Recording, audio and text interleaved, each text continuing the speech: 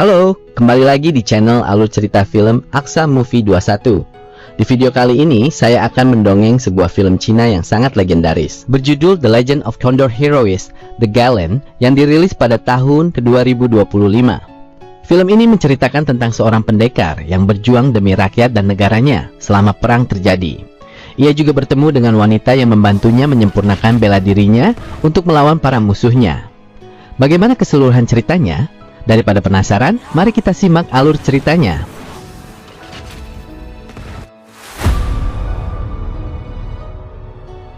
Awal film menceritakan bahwa pada zaman dulu, dinasti Song berhasil ditaklukkan oleh bangsa Jin yang sangat berkuasa. Bangsa Jin terkenal arogan dan haus kekuasaan.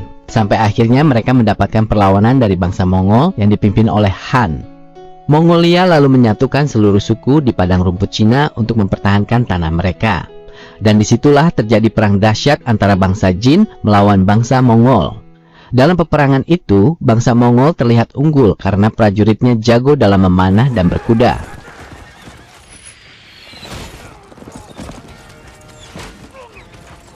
Karena banyak yang gugur, pasukan dinasti Jin pun akhirnya memilih untuk mundur.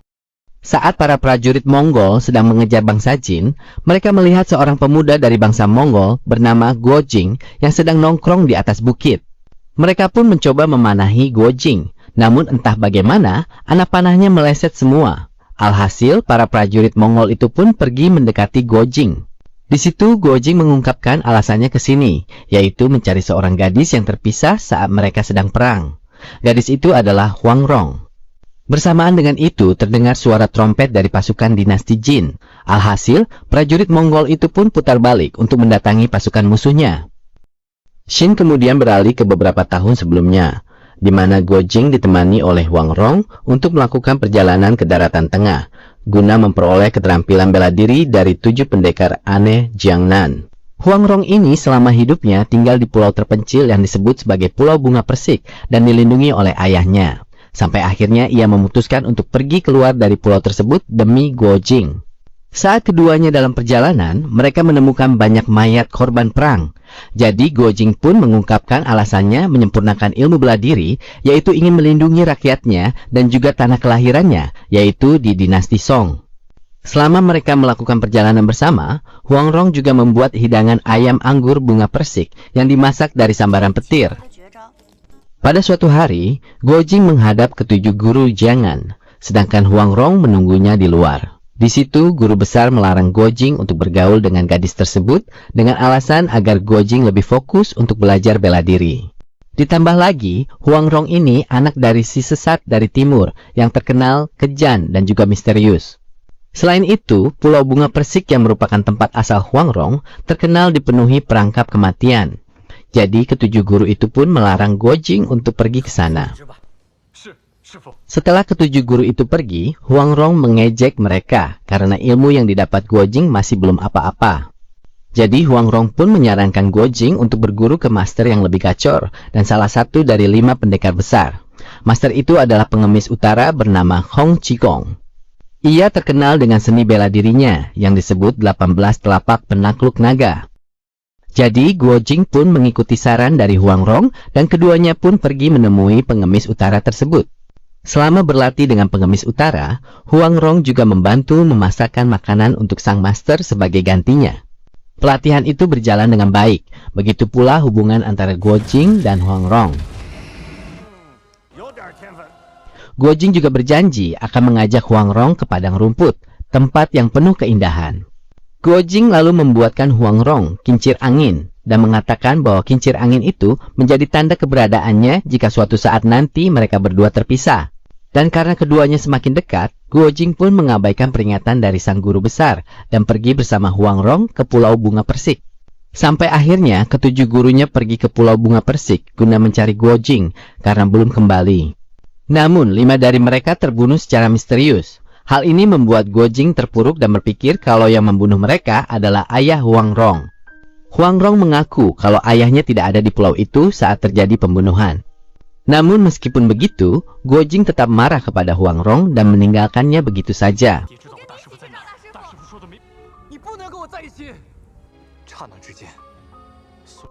Lalu tak lama kemudian, Guo Jing bertemu dengan guru besar yang mengatakan bahwa ayah Huang Rong tidak ada di Pulau Bunga Persik pada waktu itu, yang artinya bukan ayah Rong yang membunuh mereka.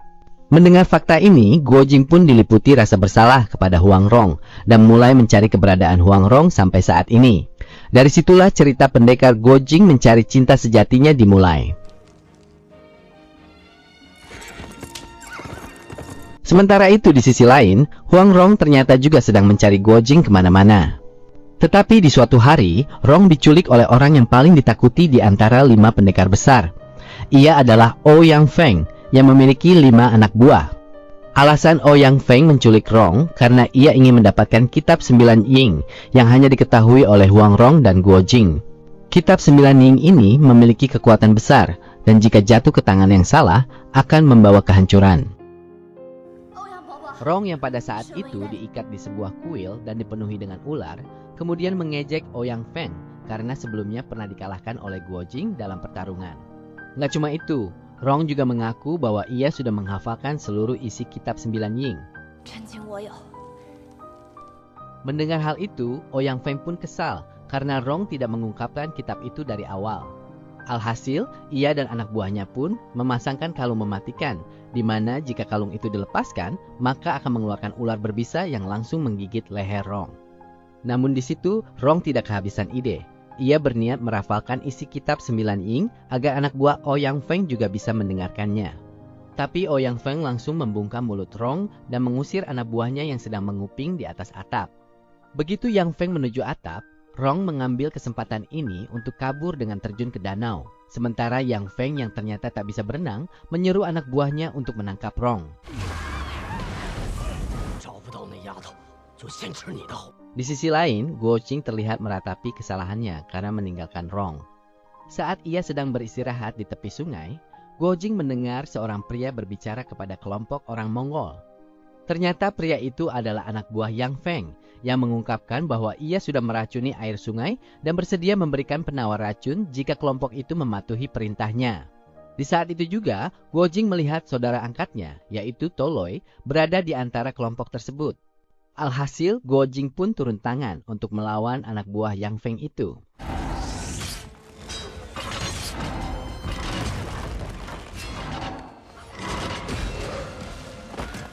Dalam duel ini, Guo Jing terlihat lebih unggul dan meminta pria tersebut agar menyerahkan obat penawar racun.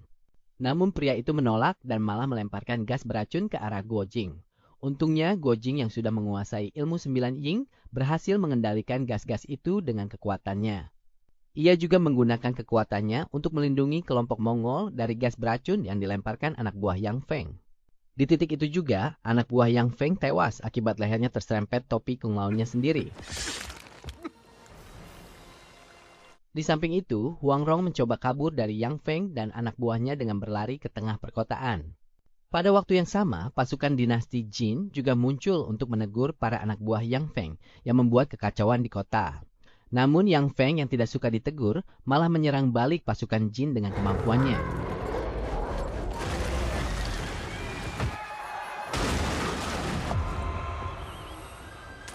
Kita kembali lagi ke Guo Jing dan prajurit Mongol yang terlihat sedang bermalam sambil mengobrol. Di situ Tuloi dan prajurit lain yaitu Guru Jabe menyuruh Guo Jing agar kembali ke Mongolia. Apalagi Guo Jing sudah meninggalkan ibunya cukup lama.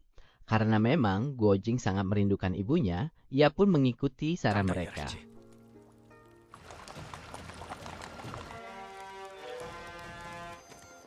Di hari berikutnya, Huang Rong kini berkelana sendirian. Ia mulai mengingat saat dirinya terluka dan digendong oleh Guo Jing untuk dibawa ke tempat biksu Tang En untuk diobati.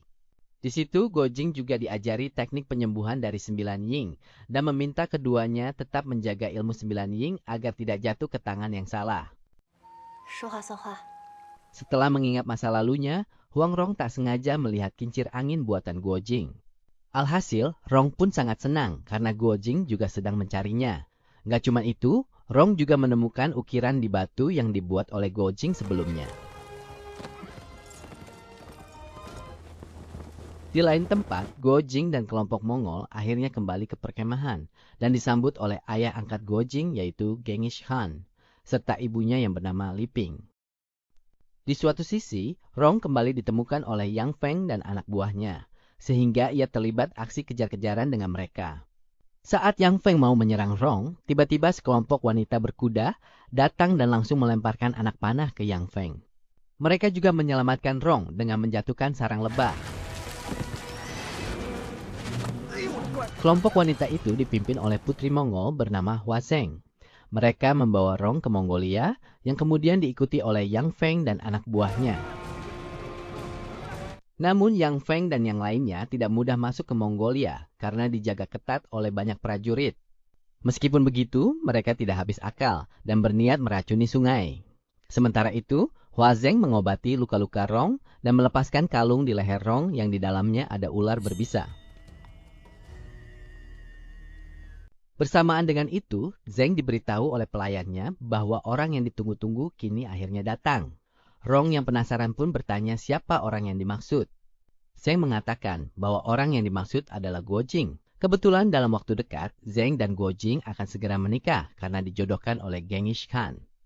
Mendengar hal itu, Rong pun langsung pingsan. Sementara itu, di lain sisi, Li Ping memberikan selendang milik ayah kandung Guo Jing ke putranya itu. Tak lupa, Guo Jing juga mendoakan mendiang ayahnya yang meninggal saat perang 20 tahun yang lalu. Tapi di waktu yang sama, Zeng tiba-tiba muncul dan mengganggu Guo Jing yang sedang berdoa, membuat Guo Jing marah. Setelah berdoa, keduanya lalu pergi bersama sambil mengobrol tentang pernikahan mereka. Namun Guo Jing langsung memotongnya dan mengungkapkan kalau ia benar-benar tidak mau menikah dengan Zeng. Guo Jing juga akhirnya memberitahu bahwa ia bertemu dengan seorang gadis yang disukainya selama ia berlatih bela diri. Mendengar fakta itu, Zeng pun pergi meninggalkan Guo Jing. Di samping itu, Huang Rong yang sakit hati memilih untuk pergi dari tempat itu. Tapi di waktu yang sama, ia berpapasan dengan Zeng yang tiba-tiba mengamuk. Zeng tahu bahwa Guo Jing ternyata mencintai wanita lain. Mendengar hal itu, Rong merasa lega karena yakin wanita yang Guo Jing cintai masih dirinya.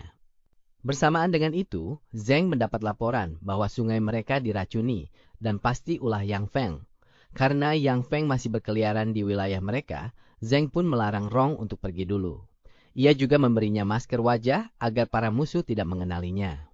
Di sisi lain, Yang Feng menyuruh anak buahnya untuk menyusup ke Mongolia dan menangkap Huang Rong. Yang Feng tidak mau ikut karena ingin menghemat energi untuk mempelajari kitab 9 Ying. Sementara itu, Tuloi dan Guo Jing melapor ke Genghis Khan bahwa ada sekelompok ahli racun dan kemampuan mereka tak main-main. Namun Genghis Khan tidak mengkhawatirkan hal itu karena kini ia memiliki Guo Jing yang ahli dalam ilmu bela diri. Di malam harinya, Genghis Khan mengumpulkan semua orang Mongol untuk melihat aksi Guo Jing dalam menunjukkan kekuatan 9 Ying. Selain itu, Zeng dan Rong juga melihat keterampilan Guo Jing yang sangat memukau sehingga membuat Rong sedikit meneteskan air mata karena akhirnya ia bisa melihat Guo Jing.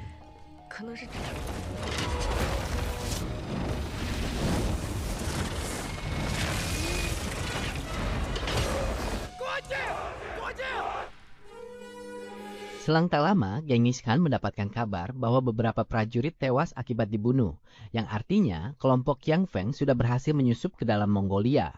Maka Genghis Khan pun menyuruh prajuritnya untuk memulai persiapan dan melakukan pelatihan besok. Di keesokan harinya, para prajurit Mongol berkumpul untuk melakukan pelatihan perang. Selama latihan, Huang Rong menyuruh Toloi agar menyuruh Guo Jing melatih diri menggunakan buku panduan perang dari dataran tengah, dan cara itu mungkin bisa membantu mereka dalam taktik perang. Bersamaan dengan itu, 100 orang dari klan pengemis datang untuk menanyakan kepada Guo Jing tentang keberadaan ketua mereka yang ternyata adalah Huang Rong. Karena mereka datang jauh-jauh, mau tak mau Guo Jing menampung mereka di Mongolia. Lalu secara diam-diam, Rong menemui anggota klannya dan berpura-pura tak mengetahui keberadaannya.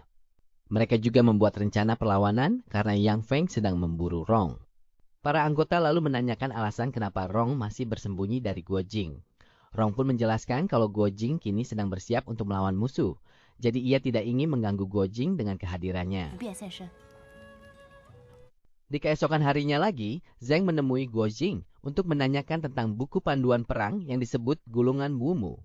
Hal ini membuat Guo Jing heran, karena yang tahu tentang gulungan itu hanya orang-orang tertentu saja. Maka Tuloi mulai bingung, kenapa Rong bisa mengetahui tentang gulungan Mumu dan curiga kalau mereka berdua memiliki hubungan serius.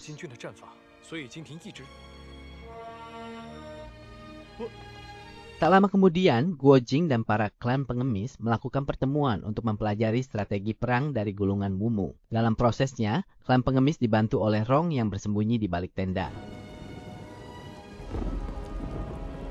Setelah rapat selesai, Zheng menemui Rong setelah sadar bahwa gadis yang membuat Guo Jing jatuh cinta ternyata adalah Huang Rong.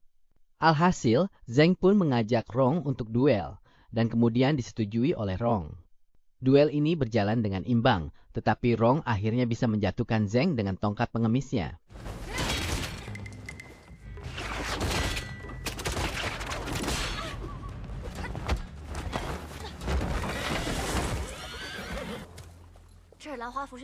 Bersamaan dengan itu, Yang Feng muncul untuk menyergap Rong.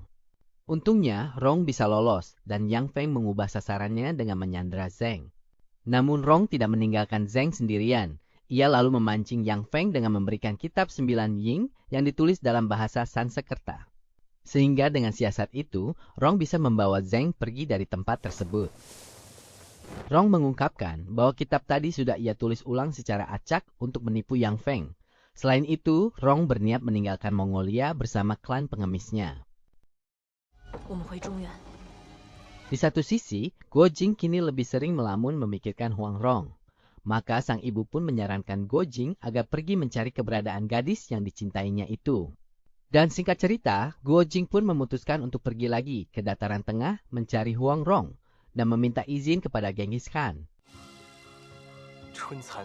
Beberapa hari kemudian, situasi menjadi semakin genting. Pasukan Jin juga kini melancarkan serangan dari selatan. Alhasil, Genghis Khan langsung mengadakan pertemuan darurat bersama penasihat kerajaan.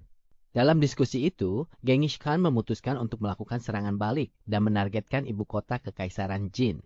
Tapi untuk sampai di sana akan memakan banyak waktu, dan satu-satunya cara untuk mempersingkat waktu adalah melewati wilayah Song. Maka mereka berniat menaklukkan wilayah Song terlebih dahulu. Di sisi lain, Guo Jing masih dalam perjalanan kembali ke dataran tengah. Saat ia beristirahat di warung, ia tidak sengaja melihat sekelompok prajurit yang bergerak menuju suatu wilayah. Saat dicari tahu, ternyata pasukan Mongol sedang dalam perjalanan menuju wilayah Song untuk melakukan serangan.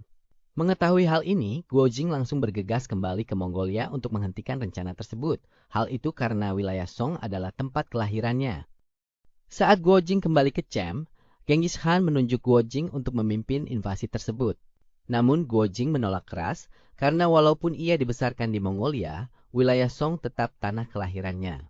Mendengar hal itu, Genghis Khan marah besar dan memutuskan menghukum mati Guo Jing. Namun bersamaan dengan itu, Toloi membujuk Genghis Khan.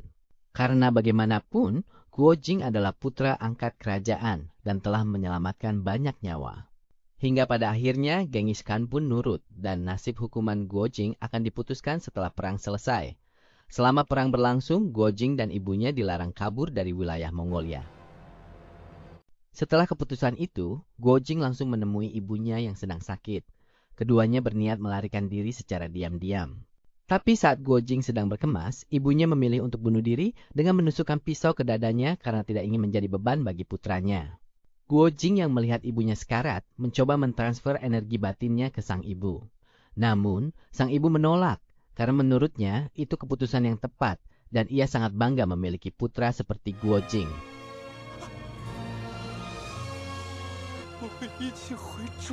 Saat Guo Jing menangisi kematian ibunya, Zheng masuk dan berniat membantu Guo Jing membawa ibunya keluar dari Mongolia. Ia membawa keduanya menggunakan kereta kuda dan akhirnya berhasil keluar dari wilayah Mongolia. Sesampainya di tempat yang aman, Zheng berpisah dengan Guo Jing. Setelah itu, Guo Jing menguburkan ibunya di puncak bukit. Selesai itu, Guo Jing lanjut mencari Huang Rong. Ia berjalan menyusuri kota dan melihat warung yang bertuliskan menu ayam anggur bunga persik, hidangan yang sering Rong buat untuk Guo Jing. Saat Guo Jing menanyakan menu itu kepada pemilik warung, si pemilik mengungkapkan bahwa ia tidak menyediakan hidangan ini, namun ada seorang gadis yang rela membayar sejumlah uang untuk menyuruhnya memasang tulisan itu.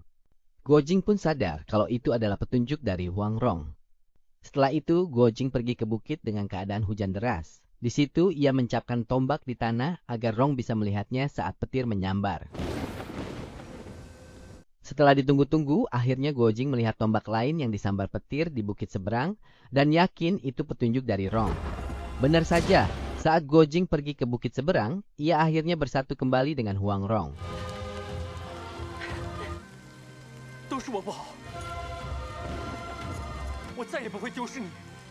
Keesokan harinya, tepat di hari peperangan, Huang Rong dan Guo Jing pergi ke kota. Karena banyak penduduk yang hadir, keduanya pun berbohong kepada penjaga bahwa mereka seumur-umur belum pernah melihat orang Mongol dan ingin melihat bentukan orang Mongol. Alhasil, keduanya diizinkan duduk di puncak menara agar bisa mengamati jalannya pertempuran. Dari kejauhan, pasukan Genghis Khan terlihat mendekat ke perbatasan kota Song. Namun, tiba-tiba Yang Feng muncul dan mengaku ingin membunuh Genghis Khan. Pasukan Mongol pun langsung melemparkan serangan ke Yang Feng. Begitu pula dengan Yang Feng yang kini telah mempelajari kitab 9 Ying, langsung memunculkan kekuatannya. Namun karena kitab yang diberikan sudah diacak oleh Rong, energi yang dihasilkan menjadi bumerang bagi Yang Feng, merusak pikirannya hingga tampak seperti orang gila. Meskipun begitu, Yang Feng masih cukup kuat untuk menghancurkan barisan Mongol dengan kekuatan brutalnya. 比原来更可怕。退后！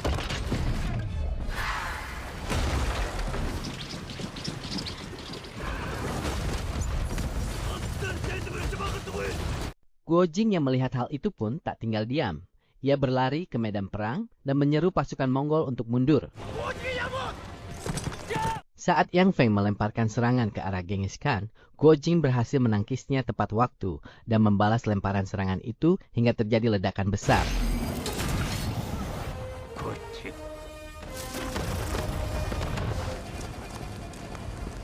Guo Jing lalu terus menyerang Yang Feng tanpa henti, sampai akhirnya ia melompat dari atas dan melepaskan serangan pamungkas ke Yang Feng.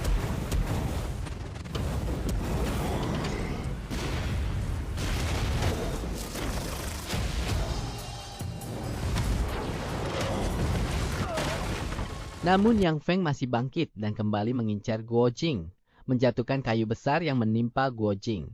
Alhasil, Guo Jing tidak bisa bergerak. Ia lalu mengumpulkan tenaganya dan menggunakan kekuatan guncangan naganya untuk mendorong balok kayu tersebut beserta Yang Feng.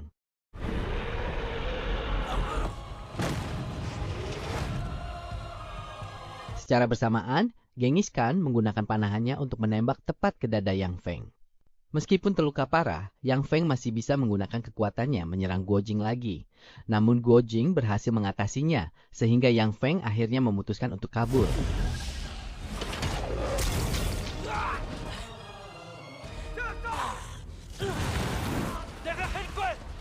Pasukan Song menggunakan kekacauan ini untuk menyerang pasukan Mongol, tapi Huang Rong turun tangan dengan menyandera komandan mereka sehingga mencegah pertumpahan darah lebih lanjut.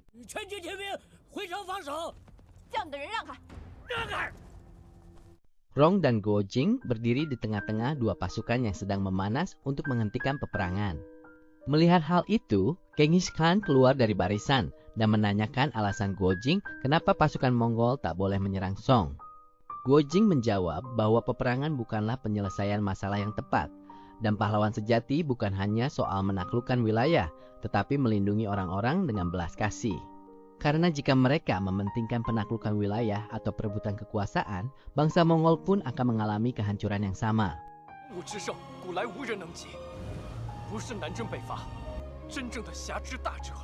Mendengar ceramah Guo Jing, hati Genghis Khan tergerak dan memerintahkan pasukannya untuk mundur.